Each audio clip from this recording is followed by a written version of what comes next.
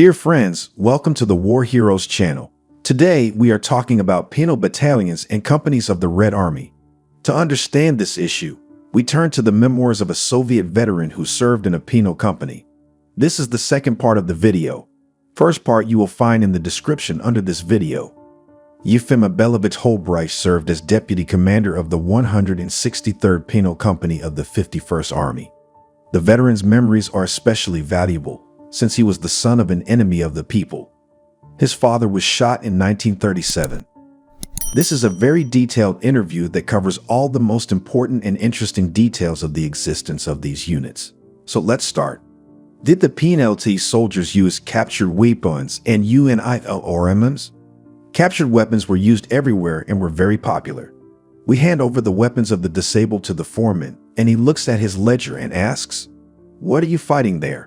According to the report, all the company's weapons were handed over long ago, and it is difficult to imagine any infantry commander without a captured pistol at the end of the war. It was a craze. But with uniforms, too much. No one will run around the front line in a German tunic, especially in battle. Such a fool became a victim of own comrades, and then they will sort it out. And even if you will be singing Russian songs at this time, they will take you for a Vlasov and shoot you. Many of us had German boots. We couldn't walk in windings for centuries. I'm sorry to remind you again of the SERIS PNL battalion, but the EPISOD with the HIK PENL guards in intelligence. How real is it? I repeat that this is complete nonsense. Imagine, a group of penalty soldiers went to investigate and did not return. They went missing or were killed on the neutral, and no one knows who died and who got to the Germans. What will the company commander say in his defense during the interrogation when an NKVD officer accuses him of helping a group of soldiers deliberately switch sides to the enemy? Where will we find such a brave one? If the penal guards went to the reconnaissance, it was only together with officers from the permanent staff of the company. Yes, it was not criminals who were taken on reconnaissance trips, but former regimental scouts who already had experience in reconnaissance searches. Further, penalty soldiers almost never stand on the defensive. This is the shock unit, designed for several attacks, for breaking through the enemy's defense. All information about the enemy, including intelligence, is obtained directly from the operational department and the division headquarters. So why would the penalty soldiers crawl into the intelligence? To collect Germans. A couple of times before the reconnaissance battle, we were asked if possible to capture a German, but they did not insist much. They did not set a super task. A German major was captured once. He behaved brazenly, said a lot of bad words towards us in German language. They did not bother with him and shot him. No one wanted to get an order for him. Too convinced a Nazi got caught. But most of all, it infuriates that in the series the penal soldiers are taking German prisoner almost every single day. Did we fight with Morans? At the front, until one German is captured, a lot of reconnaissance groups will fall into the ground. And here, it's like going to the Palace of Culture to dance and not behind the front line. In the officers' penal battalions, they often went to reconnaissance, but there the commanders trusted the penal guards, and with our audience, a special conversation. Were you of being shot in the back in BTL? Did the PNLT soldiers settle SCORES with the commanders in this way? How did the DESPORAWS this PAE and Almignon in the PNL unites? It didn't happen often. In order to avoid such excesses, they tried to treat the penal guards as ordinary soldiers. They spoke with respect to everyone, but no one flirted with them and did not drink moonshine with them. They, the penalty soldiers, have nothing to lose. There is a principle. You die today, I will die tomorrow. But there were cases, I've heard of them, and they could lose a platoon leader at cards. What can I do? The audience is like this. But if the company commander behaved like the last bastard or shot those who did not like him with his unlimited power, then he has a lot of chances to get a bullet in the nearest battle from his comrades. But for example, if an informal leader from the criminal began to show off, and he said, for example, "Give everyone a liter of alcohol, otherwise we won't go on the attack," the conversation with him was short. And this sometimes happened in ordinary rifle units. Of course, only on the front line. For example, I know a reliable case when my own soldiers shoot a battalion commander in battle. The battalion commander was a rude creature, ruining people for nothing. He took all the initiative, earned orders. To characterize this nit, I will give one example. In his battalion, the fighter Greenberg blew up himself and 12 Germans with a grenade in a captured dugout. A company officer came up and said that this soldier deserved to be awarded the title of Hero of the Soviet Union, or at least the Order for Bravery. In response, I heard from the battalion commander, "There is one less filthy Jew. His fighters shot him. The whole battalion knew, and no one gave him away." You see, no one gave it away. This is in Stalin's times. The soldier was not always a silent gray beast sent to slaughter. But we in the penal company always tried to gain the trust of the soldiers and shared with them all the hardships. Did they capture Germans in the penal? You won't understand it now, but then, by the end of the war, the bitterness had reached extreme limits. In the heat of battle, even if the German raised his hands, we could shoot him not on purpose. There were dozens of cases when we ran past and the same, already surrendered, enemy picked up a machine gun from the ground and shot at the backs of the attackers. And if a German crawled out of the trench with his hands up after the battle, then his chances of survival were quite high. And if 20 more comrades surrendered with him, as a rule, no one would touch them. But again, an example, the company continues the battle. There are about 20 of us left, and we need to carry out the task further. Captured 8 Germans. Where can I get 2 or 3 extra soldiers for escorting? Hundreds of captured Romanians were sent to the rear without a convoy. And the Germans, the company commander gives the order, to the expense. A fighter with a light machine gun shoots the Germans. Everyone is silent. In a minute we go on the attack. What the Germans did on our land cannot be forgiven. How many times have we seen the bodies of our children torn to pieces, who fell into the hands of the Germans? In East Prussia, the Germans knocked out a neighboring rifle regiment from the village and captured our medical battalion, located in a 2-story building. Our company was thrown to the rescue of the infantry, but we couldn't break through. Tanks blocked the approaches to the village and shot us at point-blank range. We retreated to the high rise and saw through binoculars how the Germans were throwing our wounded out of the windows and burning them alive. What kind of prisoners can we talk about after that? The penalty soldiers took them relatively rarely. This is a fact. Many families were killed, homes were destroyed. People took revenge. And what reaction should I expect? SMN, tankmen, and Vlasovites were often killed on the spot. We had soldiers who had passed the German camps. After all the horrors they had experienced, all the words of the deputies about humanity were an empty sound for them. Another terrible episode. In 1943, in the summer, our rifle battalion went on the attack. They took the village head-on, went for machine guns. After the battle, there were very few lucky ones left alive. The company commander was sitting on the ground and bleeding. A piece of shrapnel tore off his lower jaw. 5 captured Germans were let down. The fighter asks, "Where are they going?" The company officer took a notebook out of his field bag, tore out a piece of paper, and wrote on it in blood, "Kill." But there was a case there, in East Prussia, which still haunts me. Our defense was crossed by a man without a weapon in worn civilian clothes. He didn't have any documents with him. Maybe he escaped from the camp and made his way home. Unfortunately, he didn't understand a word of either Russian or German. They called the Lithuanian the same thing, and he talked and talked, trying to explain something at least. Most likely it was a Latvian or an Estonian, but no one knew either Latvian or Estonian. The easiest way was to send him to a higher headquarters, but it was necessary to send an escort with him. Shooting is easier. As the great leader used to say, if there is no person, there is no problem. I tried to prevent the massacre. The others looked at me with bewilderment, also cursed. Repeatedly, when I tried to stop the shooting, my comrades told me, "Why do you feel sorry for them? They have completely exterminated your nation." It hurts me to remember all this. There were strict orders forbidding reprisals against captured Germans. In many divisions, they were strictly observed.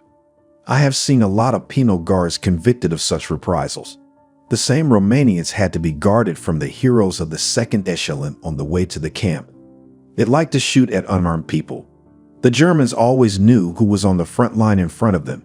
If they knew that there were penalty soldiers in front of them, then they fought with us more steadfastly and fiercely. All these stories that the Germans were scary when they saw an attacking penalty company have no basis. The Germans didn't give a damn who was attacking them. Psychologically, it was probably hard for the Germans to fight against the penal officer battalions. The desire of the penal battalion members to atone for their sins before the motherland was too great. But the Germans fought intelligently, skillfully, and bravely, no matter how hard it is to admit it. How will you are the PNLT soldiers who were NLT injured in the battles RELEASD? Did the tribunal sit to decide on the RELEASD from punishment? Or did the SOMNION ELS so on side their CACs? The company commander had the right to cancel the punishment for heroism even to those fighters who had not expired the period of stay in the company specified in the sentence. But in fact, it happened like this. After several operations, we have about 24 fighters left. They are not wounded, but they participated in the battles, and we are justifiably transferring them to the neighboring rifle regiment. All stamped papers are filled in on the spot and issued to soldiers. Only the list of redeemed and manifested, signed by the commander, goes to the headquarters. The soldiers hand over their weapons, and hello again, Red Army. They will receive weapons in their new units. No tribunal meetings or consultations with special officers. We didn't fight until the last soldier. Further, those who remained alive from the permanent staff returned to the Army Reserve Regiment in anticipation of the next echelon with criminal replenishment. They bring convicts. We signed the act on acceptance. Then we marched to the location of the company. The penalty soldiers received weapons directly from us. They received uniforms, were distributed to platoons. No one went to the rear to recruit penalty soldiers. Did the national composition of the PNL companies differ from ordinary rifle companies? Mostly we had Slavs. There were practically no Jews among the soldiers of the penal company. During my 8 months in the company, which is a very long time in the war, only one Jew came across, and I was immediately called to look at him. It was a tailor from the Baltic states, and he did not look dejected or unhappy. Jews have a highly developed sense of duty. If they got into the penalty company, it was only by accident or for some trifle. Well, the anti-Semitic commander could put in the penalty company, and this has happened. Among the officers of my company, there were 3 Ukrainians and 4 Russians. But the next penal company was commanded by a Jew, Levka Krasunsky. Arriving at a quiet moment to visit us, he took off a gorgeous Swiss watch from his left hand and threw it to the left, took it off his right and threw it to the right. It was a gesture. It is difficult to explain to a modern person.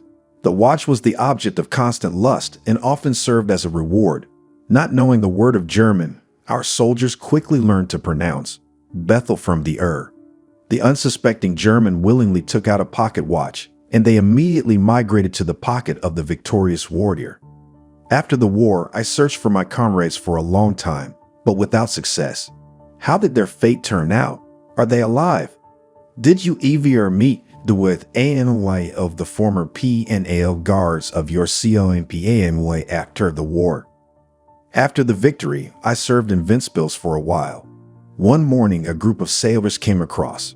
I must say that relations with the sailors were not easy and not always peaceful. One of the sailors suddenly rushed to me and began to strangle me. In view of the numerical superiority, it was useless to resist. It remained only to wait obediently for own fate.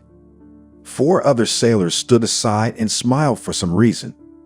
Before I realized that my precious life, especially after the war, was not in danger, my new, carefully adjusted shoulder straps were hopelessly crumpled. It was our former penal officer, now the commander of the Sea Hunter, who served a fine, by injury or by time. I can't remember. There was no longer any need to talk about freedom of movement. I was taken, and our picturesque group, I in green, the rest in black, dragged me to the pier. The ships were on the other side of the river. One of the sailors stood on a bench and began waving his arms. I understood. The flag signal alphabet. Then noticed something from the ship, wrote something in response, quickly lowered the boat, and soon we all found ourselves near the table, which was already set with food and drinks. The rest is vaguely remembered. We are there NECSDS of VILLENC or LOUTNG of civilians in your PNALCOMEDA. My company was ending the war in the Baltic states, and then this land was already considered Soviet territory, and the Lithuanians and Latvians were already Soviet citizens. For this reason, our thug company behaved relatively decently, according to the law of wartime for banditry provided for execution on the spot. Everyone wanted to live, but there was one shameful incident that tarnished our company. At the very end of the war, our penal officer, a Georgian by the name of Milads, raped several women in the farms closest to the company's location. He was caught after May 9, and instead of a well-deserved capital punishment, he received only 8 years in prison. In my opinion, it was necessary to put him against the wall. Let's say the penalty soldier redeemed himself, WITHBLOD, and RATVRNED to a regular military unit. Did the fact of his stay in the PNAL unit affect his future CARER or ARVs? They usually returned with a demotion. Many former penal officers commanded battalions and regiments at the end of the war. I knew these two personally. Awards for subsequent combat achievements, as a rule, were limited. I have only heard about 2 former penal guards who later received the title of Hero of the Soviet Union. This is Karpov and the commander of the Sapper Battalion from our 51st Army, Joseph Serper. Both received the title of Hero, if I'm not mistaken, only after the 3rd presentation to the Hero's Star. There was also, it seems, an artillery surgeon, also a Hero of the Union, who managed to fight in a penal company at one time. Perhaps there were many such people. I do not have complete information on this issue. One thing I know for sure is that this topic has never been touched upon in official sources. An ordinary battalion commander who broke through the enemy's fortified defenses could immediately be presented with a high award, up to the highest rank. While on penal soldiers they looked as the specialists in breakthroughs. They say, "This is your daily work. What else do you want? Have you ever met VLASOVITES? How did the soldiers treat them? We hated them fiercely." Now they write that almost 1 million former Soviet citizens served in the German army. Let it be mainly in auxiliary parts. But these people betrayed the motherland. They're trying to expose former collaborators as fighters for free Russia. For us, frontline soldiers, they were and are traitors. Even those who joined the Germans in order not to starve to death in the camps, I cannot justify. Millions preferred death, but remained faithful to their duty. It is very difficult to establish a criterion by which a person can be judged when his own life, once granted, hangs by a thread, and even so thin, so wrong, and can end every next moment, just as the life of his comrades has just ended before his eyes. If yesterday's fellow soldier put on an enemy uniform and turned his weapon against his own, who is he? A fighter against communists, or a bastard who betrayed his people? Vlasovites called all former Soviet citizens who served in the German army. I had to deal with them too. There were different meetings. Once a former Red Army major in a German uniform was captured in battle. We began to interrogate him. He was silent. And then suddenly he shouted, "Shoot, bitches, I won't tell you anything. I hate you." Of course, then he said everything. He was from the former dispossessed peasants. He hated the Soviet government with all his heart, and he killed a lot of ours. He did not live to see the tribunal. Another case will seem implausible to you.